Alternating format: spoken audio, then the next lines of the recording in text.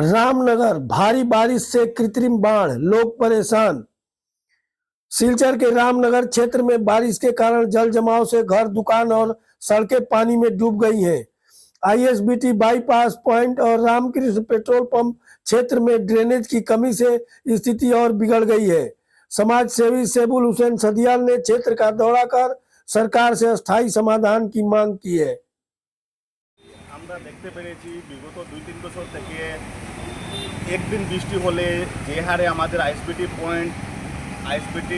পয়েন্টে বাইপাসের পয়েন্টে যে হারে জলটা জমে, এই জমা জলের কারণে আমাদের স্থানীয় জনগণের অনেক অসুবিধা হয়, গাড়ি চলাচলের মধ্যে অনেক অসুবিধা হয়।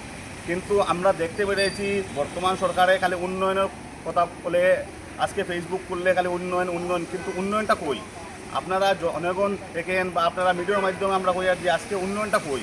আজকে আমরা গতকালকে থেকে দেখতে পেরেছি যে পুরো শিলচর টাউনের গল্লি জলে ডুবেছে। আমরা ব্রিটিশ শাসন করে কোনো দিন দেখি না মেডিকেলের ভিতরে জল ঢুকতে, কিন্তু কালকে আমরা দেখতে পেরেছি মেডিকেলের ভিতরেই জল ঢুকেছে, কিন্তু উন্নয়নটা কই?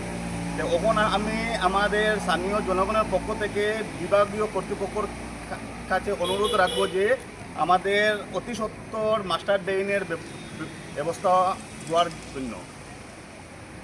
মেইন কারণটা হচ্ছে ড্রেন, এখানে কোনো দিনের জল যাওয়ার রাস্তাও নাই আর ড্রেইনের কোনো ব্যবস্থাও নাই।